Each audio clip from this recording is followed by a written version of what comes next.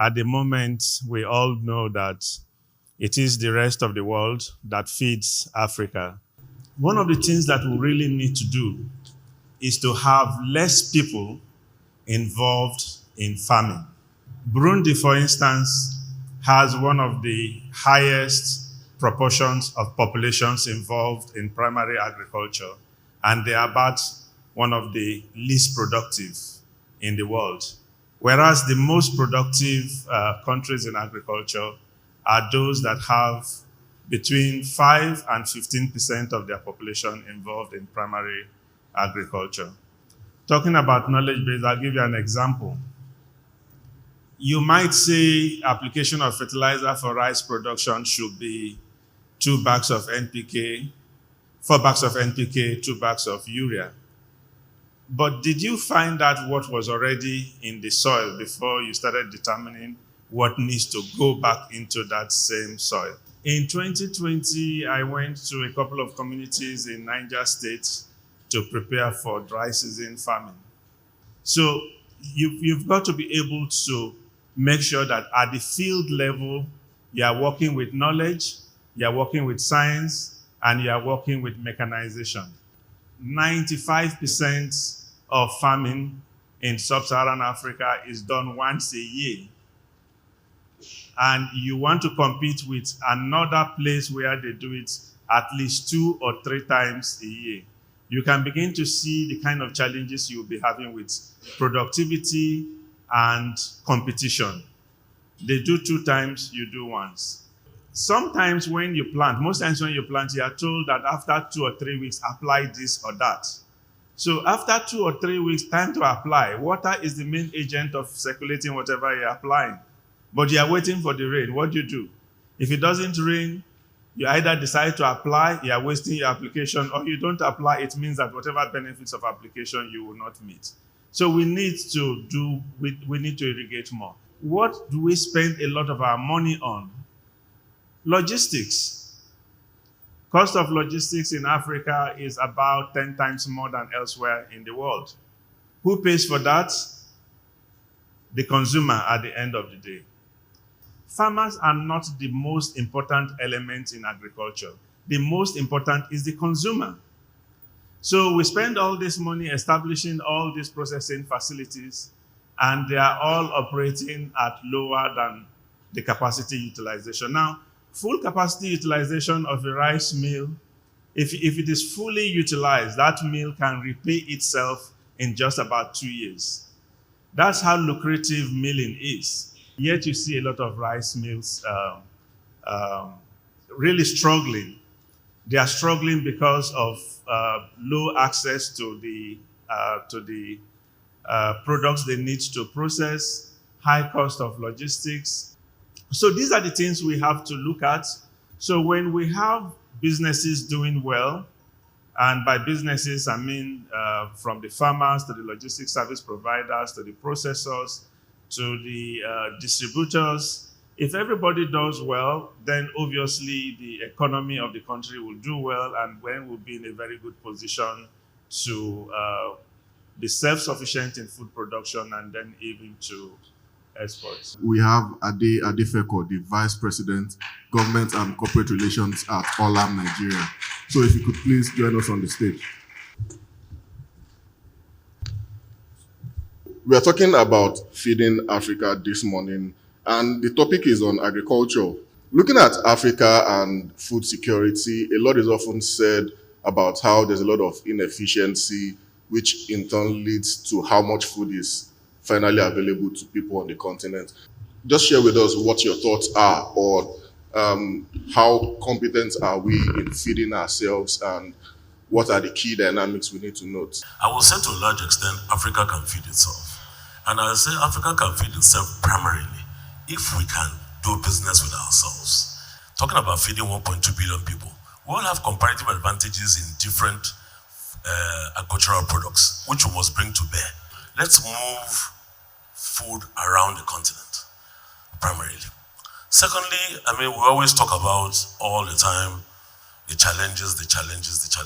Let's look at the opportunities. No one wants to go long term by putting his money where his mouth is. Nobody wants to go into agriculture or agribusiness, like I like to call it. Because, it's no longer farming or agriculture now, it's agribusiness. It's now a business. And we need to take that very seriously. Yam, cassava, cocoyam, potato, well, major producers of these foodstuffs. But what we do not do is to add value to them, okay? Are we doing badly in Nigeria, food-wise? I won't say we are. Can we do better? Of course we can. What do we need to do? We need to harness this potential we've been talking about in the last 30, 40 years. Everyone talks about our potential. How do we realize our potential? Look at an example of my company, which is Olam. Olam has been in Nigeria now for about 33 years. So we are from farm to fork, okay? We started with cashew. So what you need to do is to add value to make sure that that premium that is attached to the price of chocolate, you equally get it when you've added value from here. Everything we do is based on what? Logistics. And logistics is everything. But when you have poor infrastructure, you need to sort that out. What we need to do is to take care of, first, our infrastructure. Two, our research institutes need to do more. Yield improvement in Africa needs to be harnessed and to be increased. But what I'm saying here is that Africa can feed itself. Let's not be delusional here. Africa can feed itself. What do you think we can learn from where it works and adopt that in improving our own yields and productivity in Nigeria? I see some policy disconnects. It's very difficult to import seeds, whereas it's actually easier for you to make those improvements by being able to import seeds instead of importing the finished rice or maize or something. So we need to look at things like that. We need to reduce our cost of production.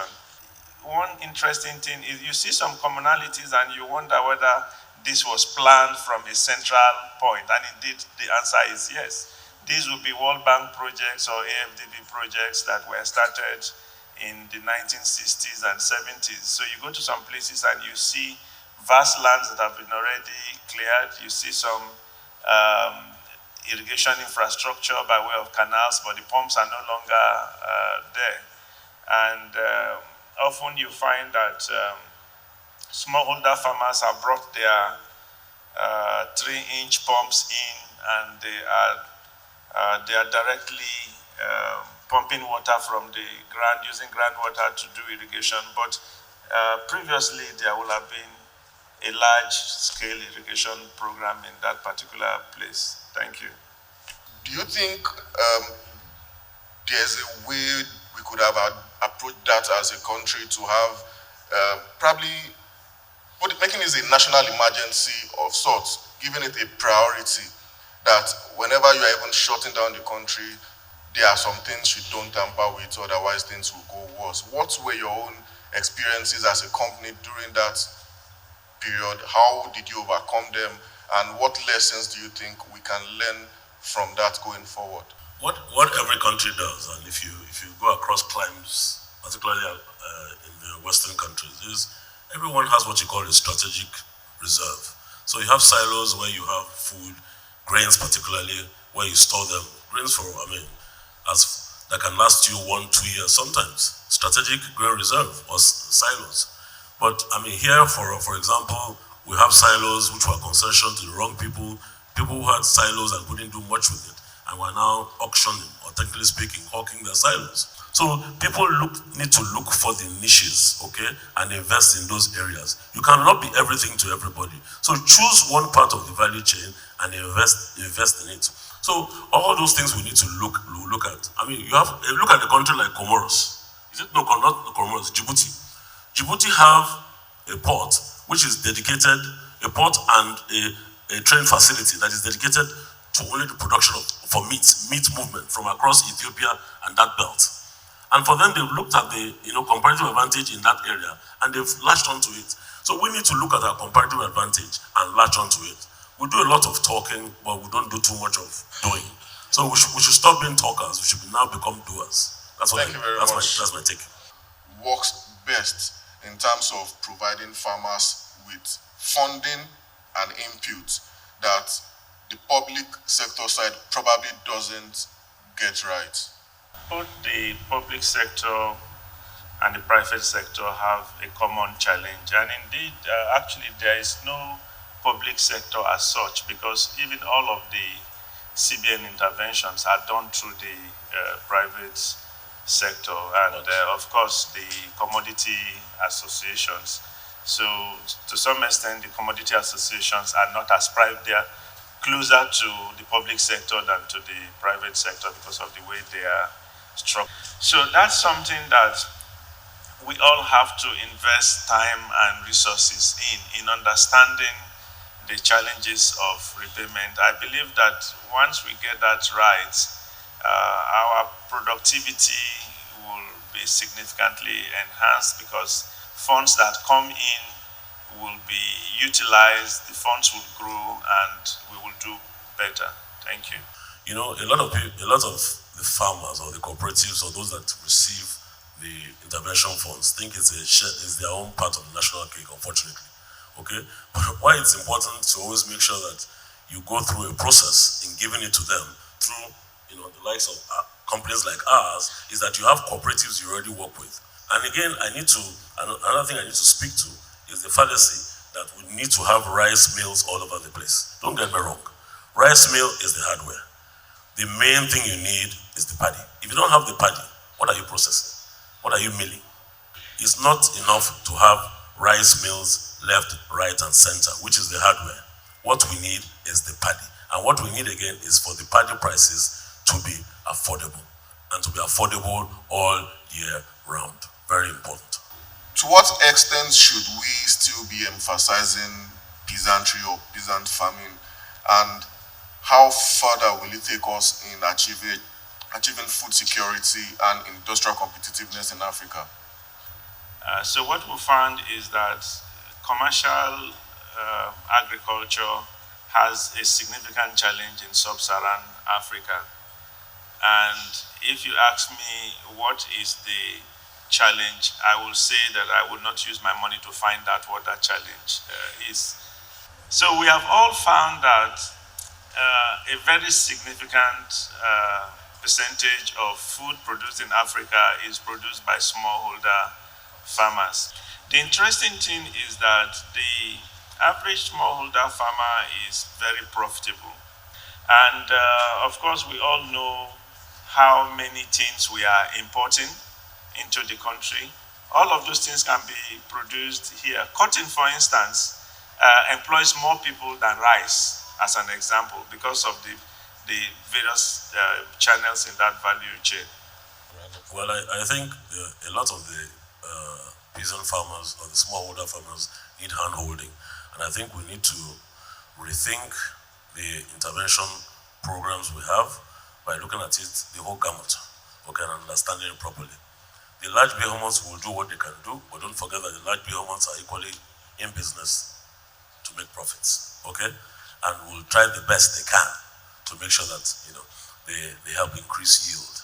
And another thing I need to speak to, which we probably don't talk about. I mean, in the coffee value chain in Africa, we're the lower rung, okay? In the tea value chain, we're on the lower rung. But we have a belt in the country, the Adamawa and Taraba belt, for example, will give you the best of teas and coffee. But you know what? Everybody blames the center, but no one speaks to the subnationals. The subnationals need to be interrogated as well. Not all your problems sit at the center. Some of your problems are with the subnationals. Query your subnational leaders rather than all the time putting the blame on at the center. Another